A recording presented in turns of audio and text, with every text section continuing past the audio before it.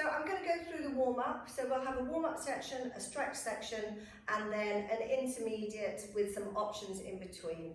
So those of you that are working at home in self-isolation, just give you something to do so you can keep up with your Pilates classes. Sarah, one of my instructors, myself, will be doing a lot more classes this week, putting them on YouTube and putting them through Facebook. Everybody is welcome to join us. It's all free.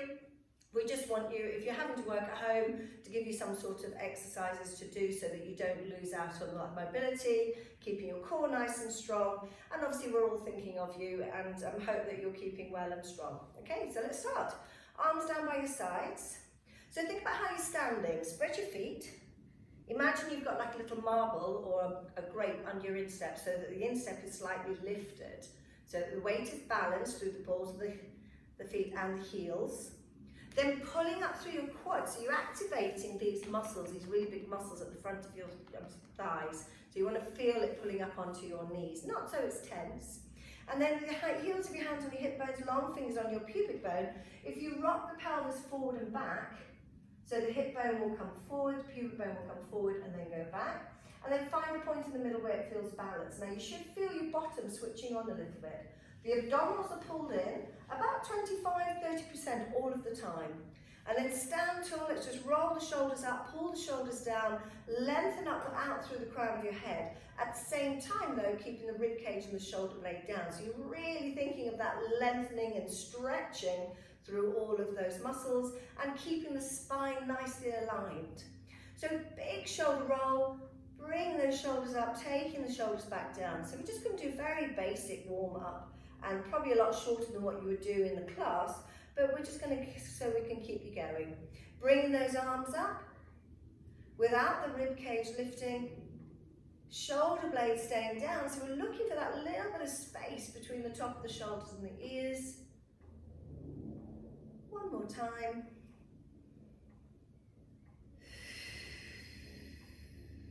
And ear over to your shoulder. Just let the neck stretch down through the front of the shoulder here, and then sliding the rib cage down. Be careful not to sink the weight to one side, so we want to stay in that neutral plane. And then lifting, just allow your head to balance, the neck to realign, and then over to the other side. So my shoulders, I'm just drawing my shoulders down, my arms are active, so always putting energy out through my body. Bring that rib cage down towards the hip as you go into your side bend. And remember, we're not relaxing those abdominals, so we always want to maintain some contraction. Probably about 20–25% is fine. You want your back to be able to stretch out, and then rolling back up again. Just going to work a little bit through your neck, so you're going to let your head drop forward. Keeping those shoulders pinned back, collarbone open. I like to close my eyes just to relax the optical nerve, so maybe I might release some stress or tension through the deep throat muscles. Roll the head from shoulder to shoulder. The rest of the body is staying nice and tall, everything aligned. Weight balance through your feet, pulling up through your thighs, pelvis in neutral, abdominals engaged, rib cage and shoulder blade placement. And then taking the head round in a circle, but avoid taking the head all the way back. And always when working with the neck, you want to be nice and gentle, slow movements. So that's one circle. We're going to go around the same way. And it can be quite crackly. So that's where we carry quite a lot of tension through the base of the skull. And then we're going to go around the other way. So all of those big muscles coming from the shoulders, from the back, across the neck, and then a lot of them insert into the base of the skull, so that can cause quite a lot of tension areas. I always think when you're sitting in the loo, this is a good time to do some of your neck work, just because you're sitting still. And then lifting the head up. And then what I want you to do is we're going to do some retraction. So if you let your head come forward, and then imagine you've got a spike going through your forehead, attaching you to a wall behind you, and just pull the head back. So we're lengthening out through the cervical spine, so through the neck here. So if you're lucky like me, it'll give you some double chins. And again, so just stretching out and then bringing the head back. So we're going into that retraction. and just lengthening out through the cervical spine, through the neck. Okay, so into our roll downs. So chin in towards your chest, and then blowing out, dropping the rib cage down, pulling those abdominals in. It's almost as if you're trying to flatten this section, this lumbar section of the spine.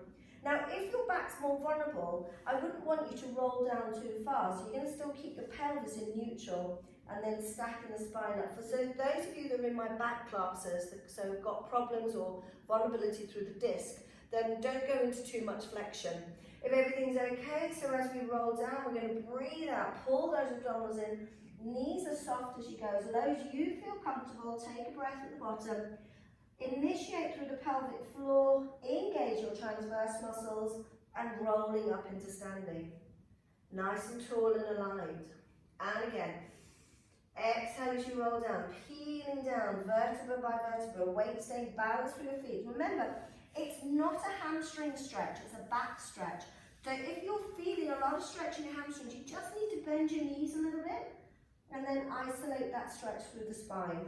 Rolling back up. And we'll do one more.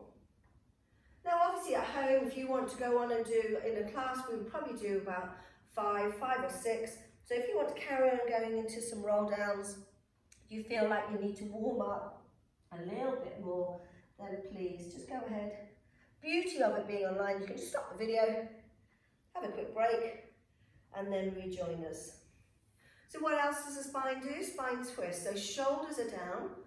We're going to keep our hip bones still. So imagine if you had headlights sitting on your hip bones. So as you breathe out, you're going to draw the shoulder blade round, bring the rib cage round, and just going into that spine twist, and then coming back to center.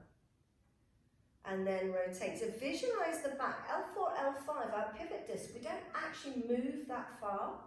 So if you find when you're doing your spine twist, that you're turning and you can look out the window behind you, you're tending to bring a lot of shoulder in.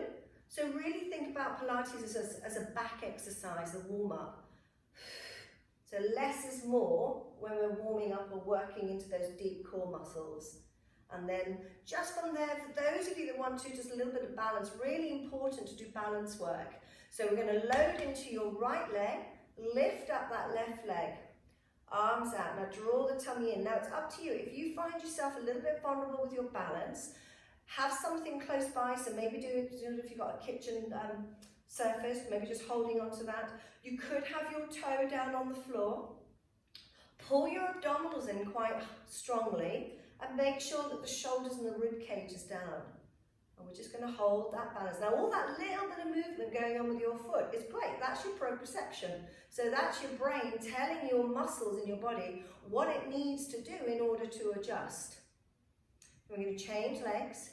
So shift the weight over onto that left leg, lift the right leg up. Use your stomach muscles, rib cage, shoulder blade placement. So remember all of that core section around here, as well as the muscles traveling up through the spine, right up to the base of the skull.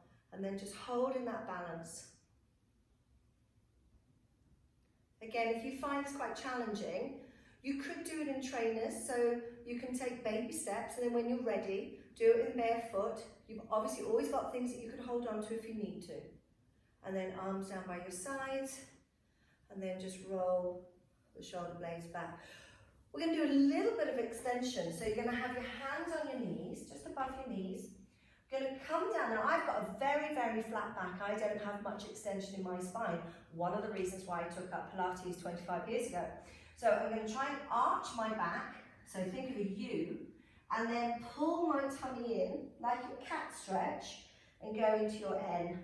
And then arch your back, pull your tummy in, and rolling up vertebra by vertebra. One more time. So we're arching our back, hollowing out as much as you can. As you can see, I don't have much hollow in my spine. And then flexing as we roll up. Good. Okay. So that will be the warm-up. So whatever exercises, whether you're doing the mid, intermediate, low intermediate, and as we progress and do advanced classes, then please do some form of warm-up before you actually come and join us with the classes. Okay, bye for now. See you in the next bit.